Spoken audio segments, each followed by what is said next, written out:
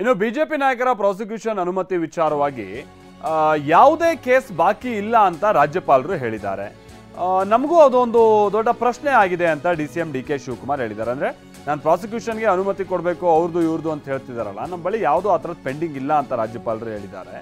ನಮ್ಮ ಮಾಹಿತಿ ಪ್ರಕಾರ ನಾವು ಪ್ರಸ್ತಾಪ ಮಾಡ್ತಾ ಇದ್ದೀವಿ, ನಮ್ಮ ವಿರುದ್ಧನೂ ಏನೋ ರೆಡಿ ಮಾಡ್ತಿದ್ದಾರೆ, ಮಾಡಲಿ ಅಂತ ಬೆಂಗಳೂರಿನಲ್ಲಿ ಡಿಸಿಎಂ ಡಿ.ಕೆ. ಶಿವಕುಮಾರ್ ಹೇಳಿಕೆಯನ್ನ ಕೊಟ್ಟಿದ್ದಾರೆ.